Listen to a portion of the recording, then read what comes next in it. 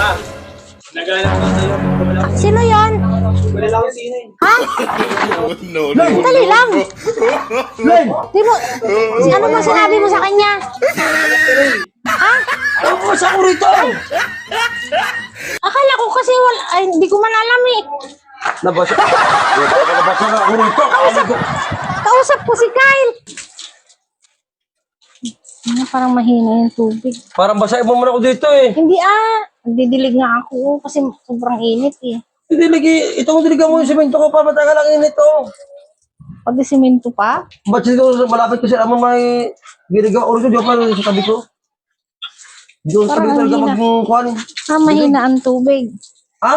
Parang mahina ang tubig. Bilisan mo na kalis tayo maya. Una, sandali lang, tingnan ko muna, parang ang hina ng tubig.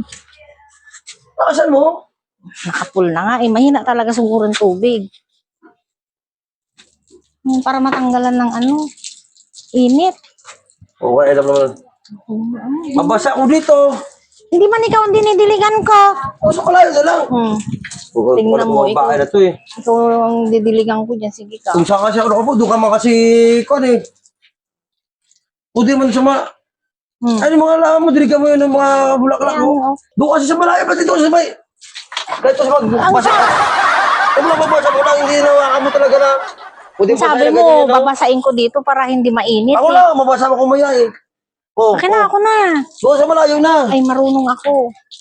Ikaw pala kasi... Hindi naman ikaw ang binabasa ko. Sinasadya ko na basahin ako dito eh. Eh di sana ikaw ang ginanyan ng kundi naman dito naman sa Sa bahay ito, parang kuwan eh. Oh. Alam mo yung silipon ko rito eh. Walang kuwan sa ano eh. Hindi naman kita binabasa eh. Ah, naghanap ko sa'yo. Sino yon? No, no, no, no. Dali lang. Len! Ano mo sinabi mo sa kanya? Ha? Ano sa ako rito? Akala ko kasi wala, ay, hindi ko man alam eh. Nabasa.